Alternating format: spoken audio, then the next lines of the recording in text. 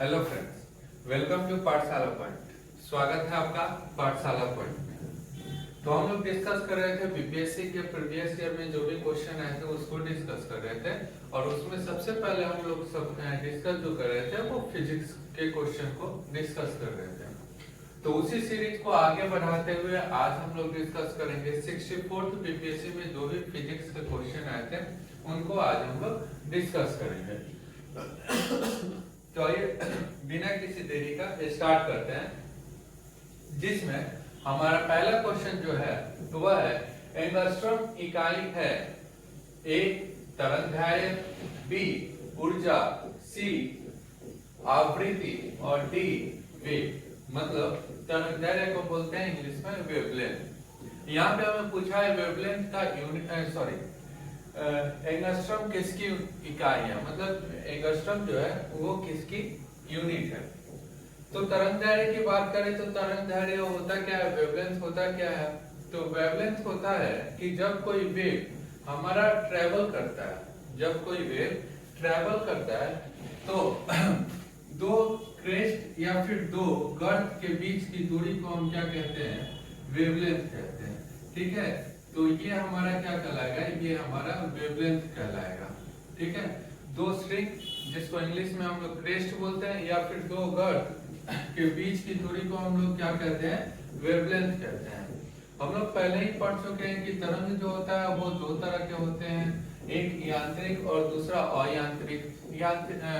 यांत्रिक mechanical wave, अयांत्रिक जिसको non mechanical या फिर इलेक्ट्रोमैग्नेटिक वेव भी कहते हैं।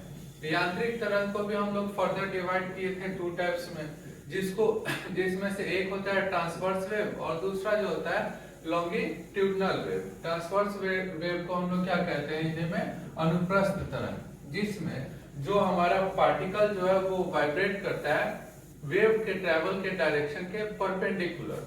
मतलब जिस डायरेक्शन में वेव ट्रैवल करता है उसके परपेंडिकुलर जो है वो पार्टिकल जो है वाइब्रेट करता है, जैसे ये। तो ये हमारा क्या है, ट्रांसवर्स वेव। और दूसरा क्या होता है, लॉन्गिट्यूडनल वेव। लॉन्गिट्यूडनल वेव में क्या है, पार्टिकल जो वाइब्रेट करता है वो वेव के डायरेक्शन के पैरेलल वाइब्रेट करता है, उसका वाइब्रेशन जो होता है वो पैरेलल वाइब्रेशन होता है। ठीक है, तो ये तो था हमारा टाइप ऑफ वेव। तो टाइप ऑफ वेव में हम ये कहते हैं कि दो वेव हो गए, एक लॉन्गिट्यूडनल और दूसरा ट्रांसवर्स। तो अब वेवलेंथ किसे कहते हैं, तो वेवलेंथ जो है वो दो क्रेस्ट, दो श्रृंग या फिर दो गर्त के बीच की दूरी को हम क्या कहते हैं, वेवलेंथ कहते हैं। इसे हम लोग लैम्डा से डिनोट करते हैं और इसकी इकाई जो होती है वो एंगस्ट्रॉम होती है। इसकी इकाई एंगस्ट्रॉम होती है। ठीक है, ये हो गया। तो इस तरह से हमारा पहले क्वेश्चन का जो आंसर है वो हो जाएगा आपका ए तरंगदैर्घ्य। ए तरंगदैर्घ्य जो है वो यहाँ पे इसका आंसर हो जाएगा। आवृत्ति की बात करें तो एक सेकंड में ये यूनिट टाइम में जितना वो वाइब्रेट करती है उसी को हम लोग क्या कहते हैं, आवृत्ति कहते हैं, फ्रीक्वेंसी कहते हैं। और फ्रीक्वेंसी कहते हैं और उसकी यूनिट जो होती है वो हर्ट्ज होती है। अगर हम देखें कि तरंग चाल देखें, अगर हम तरंग चाल देखें, तरंग चाल को अगर हम लोग v से डिनोट करें तो ये होता है हमारा आवृत्ति इंटू तरंगदैर्घ्य, मतलब फ्रीक्वेंसी इंटू वेवलेंथ। ये हमारा होता है आवृत्ति इंटू तरंगदैर्घ्य, मतलब फ्रीक्वेंसी इंटू वेवलेंथ। आवृत्ति को हम लोग n से डिनोट करते हैं और ये लैम्डा होता है, मतलब v इक्वल टू क्या हो जाएगा हमारा, n लैम्डा। ठीक है, तो ये हमारा तरंग चाल हो जाता है। तो पहला पूछा है एंगस्ट्रॉम इकाई है तो तरंगदैर्घ्य की। अब आवृत्ति को मापा जाता है, तो अभी हमने पढ़ा कि आवृत्ति जो है एक सेकेंड में या यूनिट टाइम में जितना वो वाइब्रेट करती है, नंबर ऑफ वाइब्रेशन को ही हम लोग क्या कहते हैं, आवृत्ति कहते हैं, फ्रीक्वेंसी कहते हैं। ठीक है, इसका यूनिट जो होता है वो हर्ट्ज होता है। इसका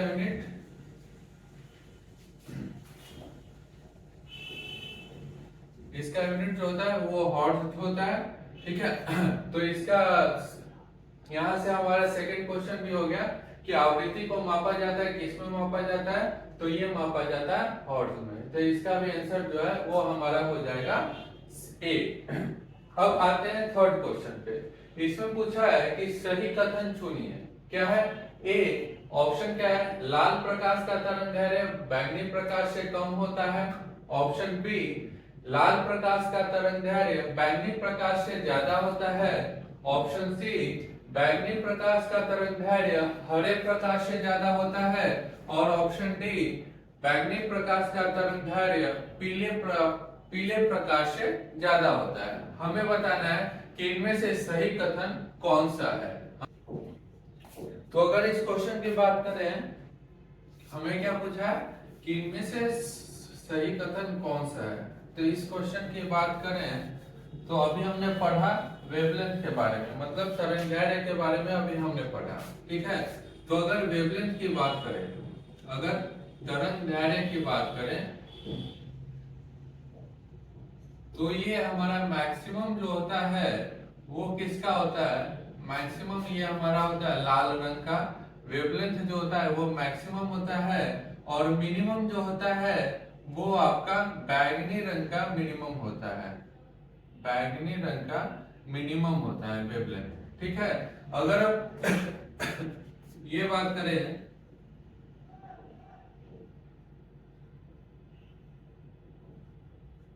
तो ये हमारा क्या होता है, ये हमारा अगर ऑर्डर की बात करें वेवलेंथ के ऑर्डर की, तो ये हमारा क्या हो गया, ये हमारा मैक्सिमम हो गया, मैक्सिमम। और ये हमारा हो गया मिनिमम, जिसको बैगनी कहते हैं, और वो लाल हो गया। तो लाल का तरंगदैर्घ्य ज्यादा होता है और बैंगनी का सबसे कम होता है। अब अगर हम सेंटेंस की बात करें, ऑप्शन की बात करें, तो ये पहला ऑप्शन है कि लाल प्रकाश का तरंगदैर्घ्य बैंगनी प्रकाश से कम होता है। तो यहाँ हम लोग देखें कि लाल प्रकाश का ज्यादा होता है और बैंगनी का कम होता है, तो पहला ऑप्शन तो हमारा क्या हो जाएगा, गलत हो जाएगा। दूसरा कि लाल प्रकाश का तरंगदैर्घ्य बैंगनी प्रकाश से ज्यादा होता है, लाल का तरंगदैर्घ्य बैंगनी से ज्यादा होता है बिल्कुल सही है। तो ऑप्शन बी हमारा क्या हो जाएगा, राइट आंसर हो जाएगा। साथ ही अगर हम थर्ड की बात करें कि बैंगनी प्रकाश का तरंगदैर्घ्य हरे प्रकाश से ज्यादा होता है, तो हरा यहाँ पे, ग्रीन आ रहा है यहाँ पे, और बैंगनी यहाँ पे, मीन्स हरा का जो है वो बैंगनी से ज्यादा होगा। तो ऑप्शन थर्ड भी जो है वो क्या हो जाएगा, गलत हो जाएगा। फिर कह रहा है क्या, चौथा ऑप्शन कि बैंगनी प्रकाश का तरंगदैर्घ्य पीले प्रकाश से ज्यादा होता है। तो येलो हमारा यहाँ पे आता है और बैगनी यहाँ पे है, मतलब येलो का जो पीला प्रकाश है उसका वेवलेंथ जो है बैगनी से ज्यादा होगा। तो यहाँ पे उल्टा दिया हुआ है कि बैगनी का प्रकाश जो तरंगदैर्घ्य है वो पीले से ज्यादा होगा। तो ये ऑप्शन भी हमारा गलत हो जाएगा। तो ऑप्शन बी जो है वो सही आंसर है कि लाल प्रकाश का तरंगदैर्घ्य बैगनी प्रकाश से ज्यादा होता है। तो हमें यहाँ पे ध्यान रखने की क्या जरूरत है, हमें क्या ध्यान रखना है, हमें ध्यान रखना है ये जो ऑर्डर है इसको ध्यान रखना है, ठीक है। और एक इसको ध्यान रखना है, क्या इसको कहते हैं, विबग्योर।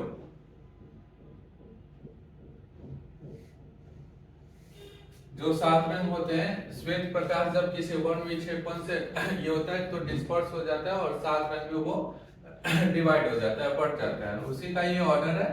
तो मैक्सिमम किसका होता है, मैक्सिमम आपका लाल का होता है और मिनिमम जो होता है वो बैगनी का होता है। ये ऑर्डर हमें ध्यान रखना है और ये बातें ध्यान रखनी है। इससे हमें कोई भी ऑप्शन आएगा तरंगदैर्घ्य से रिलेटेड कि किसका तरंगदैर्घ्य ज्यादा होता है और किसका तरंगदैर्घ्य कम होता है, तो आप इस ऑर्डर से आसानी से क्या कर सकते हैं, ऑप्शन को चूज कर सकते हैं।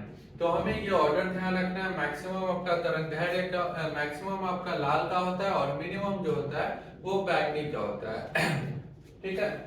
तो ये हो गया हमारा क्वेश्चन नंबर 3 कि इसका जो आंसर है वो हो जाएगा आपका बी, लाल रंग का तरंगदैर्घ्य जो है वो बैगनी से ज्यादा होता है। क्वेश्चन नंबर 4 की बात करें, 4 क्या कह रहा है, 4 कह रहा है कि आपका 40 डिग्री का सेल्सियस का मान फ़ारेनहाइट में क्या होगा। 40 डिग्री सेल्सियस का मान फ़ारेनहाइट में क्या होगा? तो हमारा एक स्केल के बीच रिलेशन होता है। हम जानते हैं कि जो थर्मोमीटर होता है, थर्मोमीटर स्केल जो होता है वो 4 तरह के होते हैं, ठीक है। एक आपका सेल्सियस स्केल, दूसरा रोमर, तीसरा केल्विन, चौथा फ़ारेनहाइट, ठीक है। तो हमें पूछा है दो के बीच में रिलेशन। तो हम जानते हैं कि जो थर्मोमीटर स्केल के बीच रिलेशन होता है वो क्या होता है कि C - 0/100 is equal to F - 32/180 is equal to R - 0/80 is equal to Kelvin K - 273/100। तो ये जो होता है ये हमारा एक रिलेशन होता है स्केल का, जो थर्मोमीटर स्केल होता है उसके बीच एक रिलेशन होता है। हमें क्या पूछा है कि सेल्सियस और फ़ारेनहाइट के बीच का रिलेशन पूछा है। मतलब हम क्या लेंगे, सिर्फ इतने का लेंगे तो हमारा आंसर जो है यहाँ से निकलेगा। C - 0/100 is equal to F - 32/180। अब हमें यहाँ पे क्या किया है, C का वैल्यू गिवन है। C का वैल्यू क्या दिया हुआ है 40 - 0/100 is equal to F - 32/180। यहाँ से आप देखोगे तो क्या आ जाएगा, ये हमारा आ जाएगा 40/100 is equal to F - 32/180। ये कैंसिल हुआ, ये कैंसिल हुआ, 0 से 0 गया।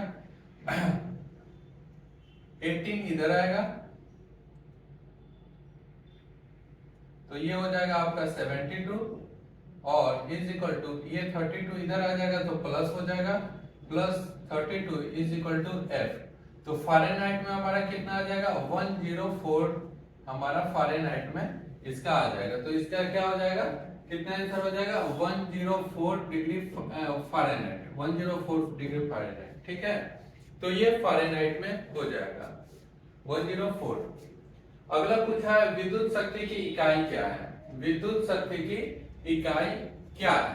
तो विद्युत ऑप्शन जो है एम्पियर, बी वोल्ट, सी कूलॉम और डी वॉट। तो विद्युत शक्ति की इकाई क्या है, तो इसका आंसर हो जाएगा आपका डी वॉट। विद्युत शक्ति किसे कहते हैं, तो विद्युत शक्ति कहते हैं कि हमारा जो rate of loss of energy होता है किसी भी इलेक्ट्रिक पाथ में, जो rate of loss of energy होता है उसी को हम लोग क्या कहते हैं, विद्युत शक्ति या इलेक्ट्रिक पावर कहते हैं। इसका जो इकाई होता है वो क्या होता है, वो आपका होता है वॉट होता है। मतलब किसी विद्युत धारा के परिपथ में ऊर्जा के क्षय होने की दर को हम लोग क्या कहते हैं, विद्युत शक्ति कहते हैं, ठीक है। और इसका यूनिट जो होता है वो वॉट होता है। तो इस तरह से हमारा आंसर जो हो जाएगा वो आपका डी हो जाएगा, इसका आंसर क्या हो जाएगा, डी। एक होता है आपका किलोवाट मात्रक, किलोवाट मात्रक, इसको आप लोग यूनिट भी कहते हैं, ठीक है। तो ये होता होगा ना कि जैसे आपके घर पे इलेक्ट्रिसिटी बिल आता होगा तो हाँ कितना यूनिट आया, कितना यूनिट आया, 8 यूनिट, 10 यूनिट, 100 यूनिट, तो वही चीज है। तो वो आखिर होता क्या है, तो वह होता है कि इलेक्ट्रिक एनर्जी की वह मात्रा जो 1 घंटे में लॉस हो, मतलब loss of electric energy in 1 hour, ठीक है। 1 घंटे में लॉस होने वाली इलेक्ट्रिक एनर्जी के अमाउंट को ही हम क्या कहते हैं, किलोवाट कहते हैं या फिर यूनिट कहते हैं। कब, जब हमारा इलेक्ट्रिक पाथ से, विद्युत परिपथ से 1 किलोवाट का क्या फ्लो करे, 1 किलोवाट का इलेक्ट्रिक पावर जो है वो सप्लाई हो, तो उसको हम क्या कहते हैं, यूनिट कहते हैं। मतलब कि जब हमारा इलेक्ट्रिक पाथ से, विद्युत परिपथ से 1 किलोवाट का क्या होता है, विद्युत इलेक्ट्रिक पावर सप्लाई होता है, तो 1 घंटे में लॉस हुई इलेक्ट्रिक एनर्जी के अमाउंट को ही हम एक यूनिट कहते हैं या फिर किलोवाट मात्रक कहते हैं। तो अगर हम 1 किलोवाट की बात करें, 1 किलोवाट आवर की बात करें, तो क्या हो जाएगा, volt into ampere, volt into ampere into घंटा अपॉन 1000। तो ये क्या बन जाएगा, ये वॉट बन जाएगा और इंटू घंटा अपॉन 1000, तो ये आपका हो जाएगा 1 किलो वॉट आवर। ठीक है, तो ये आपका हो जाएगा। वोल्ट इंटू एम्पियर क्या बन जाता है, वॉट बन जाता है। ठीक है, और इंटू घंटा। तो ये हमारा क्या था, एक यूनिट का डेफिनेशन था। हम लोग क्या, तो इस तरह से हमारा आंसर क्या हो जाएगा, विद्युत शक्ति की इकाई है वो वॉट है। अब अगला जो पूछा है क्वेश्चन, वो विद्युत मोटर में, मतलब कि विद्युत मोटर एक क्या है, एक इक्विपमेंट है, मतलब एक यंत्र है। ठीक है, मशीन। तो क्वेश्चन पूछा है कि विद्युत मोटर में क्या होता है। ऑप्शन है, ए विद्युत मोटर जो है वो ऊष्मा को विद्युत ऊर्जा में बदल देता है, बी विद्युत ऊर्जा को ऊष्मा में बदलता है, सी विद्युत ऊर्जा को यांत्रिक ऊर्जा में बदलता है, और डी यांत्रिक ऊर्जा को विद्युत ऊर्जा में बदलता है। हमें बताना है कि इनमें से कौन सा आंसर जो है वो सही है। तो इसके आंसर की बात करें तो इसका आंसर जो है वो आपका हो जाएगा सी। आंसर क्या हो जाएगा, सी, विद्युत को यांत्रिक में बदलता है। मतलब क्या कि विद्युत मोटर जो है वो विद्युत ऊर्जा को, ये मतलब इलेक्ट्रिक एनर्जी को मैकेनिकल एनर्जी में क्या करता है, कन्वर्ट करता है।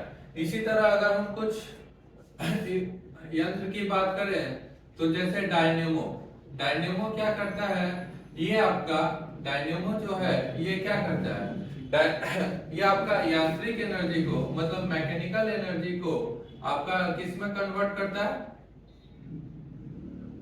यांत्रिक ऊर्जा को आपका विद्युत ऊर्जा में क्या करता है, कन्वर्ट कर देता है, विद्युत ऊर्जा में। मोमबत्ती की बात करें तो मोमबत्ती क्या करती है, तो ये रासायनिक ऊर्जा को प्रकाश या फिर ऊष्मा ऊर्जा में बदल देता है। रासायनिक ऊर्जा को किसमें, प्रकाश ऊर्जा में, केमिकल एनर्जी को लाइट एनर्जी या फिर हीट में ट्रांसफर करता है। बल्ब वगैरह की बात करें, विद्युत बल्ब की बात करें तो ये क्या करेगा, तो ये विद्युत ऊर्जा को किस में बदल देगा, विद्युत ऊर्जा को बदल देगा आपका प्रकाश ऊर्जा में, विद्युत ऊर्जा को बदल देगा प्रकाश ऊर्जा में। इसी तरह अगर हम बात करें लाउड स्पीकर की, तो लाउड स्पीकर जो है आपका क्या कर देगा, लाउड स्पीकर क्या करता है, ये भी बदल देता है विद्युत ऊर्जा को ध्वनि ऊर्जा में, साउंड एनर्जी में क्या करता है, ट्रांसफर कर देता है। ठीक है, क्या करता है, विद्युत ऊर्जा को ये ध्वनि ऊर्जा में। इसके अपोजिट अगर माइक्रोफोन की बात करें, इसके अपोजिट अगर माइक्रोफोन की बात करें तो इसका जस्ट उल्टा हो जाता है। ये क्या करता है, ये ध्वनि ऊर्जा को बदल देता है किसमें, साउंड एनर्जी को ट्रांसफर कर देता है इलेक्ट्रिक एनर्जी में, विद्युत एनर्जी में। ठीक है, तो ये कुछ इक्विपमेंट्स है, यंत्र है जो हमारे क्वेश्चन में आते रहते हैं। जैसे डायनेमो जो है वो यांत्रिक ऊर्जा को विद्युत ऊर्जा में, मींस मैकेनिकल एनर्जी को इलेक्ट्रिकल एनर्जी में, मोमबत्ती केमिकल एनर्जी को प्रकाश ऊर्जा या फिर ऊष्मा में, बल्ब इलेक्ट्रिक बल्ब विद्युत ऊर्जा को प्रकाश ऊर्जा में, इलेक्ट्रिक एनर्जी को लाइट एनर्जी में, लाइट में। लाउड स्पीकर जो है वो इलेक्ट्रिक एनर्जी को साउंड एनर्जी, और माइक्रोफोन जस्ट लाउड स्पीकर का उल्टा होता है जो साउंड एनर्जी को इलेक्ट्रिक एनर्जी में कन्वर्ट करता है। हमारा क्वेश्चन पूछा है क्या कि विद्युत मोटर के बारे में, तो विद्युत मोटर जो है वो आपका क्या करता है, विद्युत ऊर्जा को मतलब यांत्रिक ऊर्जा में कन्वर्ट करता है, मतलब कि इलेक्ट्रिकल एनर्जी को आपका मैकेनिकल एनर्जी में चेंज करता है। तो इस तरह से आंसर जो है हमारा हो जाएगा सी। अगला क्वेश्चन जो है वो विद्युत धारा किस उपकरण द्वारा मापी जाती है। तो विद्युत धारा के बारे में हम लोग पहले भी पढ़े हैं, क्वेश्चन रिपीट हुआ है। तो विद्युत धारा को हम लोग जो मापते हैं वो एमीटर से मापते हैं, विद्युत धारा को एमीटर से मापते हैं। ये हमेशा जो पाथ में होता है ये हमेशा सीरीज कॉम्बिनेशन में इसे क्या लगाते हैं, सीरीज कॉम्बिनेशन में हमेशा इसे लगाते हैं। जो एमीटर होता है ये हमेशा इसे सीरीज कॉम्बिनेशन में लगाते हैं। आर्द्रता किस उपकरण से मापी जाती है? तो आर्द्रता जो है वो हाइग्रोमीटर से मापी जाती है, हाइग्रोमीटर से मापी जाती है। ठीक है, हाइड्रो नहीं होगा यहाँ पे, हाइग्रो होगा। हाइग्रो से जो है आर्द्रता मापी जाती है। ऐसे ही कुछ और भी यंत्र है, जैसे फायदोमीटर। फायदोमीटर से क्या मापा जाता है? तो समुद्र की गहराई मापी जाती है। फिर आपका क्या हो जाता है? लैक्टोमीटर। लैक्टोमीटर से क्या मापा जाता है? तो दूध की शुद्धता मापी जाती है। दूध की शुद्धता मतलब दूध में कितना अमाउंट पानी मिलाया गया है, नहीं मिलाया गया है, तो उसकी मात्रा किससे मापी जाती है? लैक्टोमीटर से मापी जाती है। ऐसे ही क्या होता है? स्पीडोमीटर। स्पीडोमीटर से क्या मापा जाता है? तो तीव्रता, गाड़ी की जो गति होती है, मोटर वाहन की गति, उसको मापी जाती है। तो ये कुछ यंत्र है जिसके द्वारा हम मापते हैं। तो ये हो गया। तो विद्युत धारा का पूछा है तो इसका आंसर क्या हो जाएगा? इसका आंसर जो है आपका विद्युत धारा का तो हो गया था, इसका आंसर एमीटर हो गया था। इसका आंसर आर्द्रता का हो जाएगा हाइग्रोमीटर, हाइग्रोमीटर। ठीक है, ये हो जाएगा। अब दाब की इकाई क्या है? दाब की इकाई क्या है? तो दाब क्या होता है?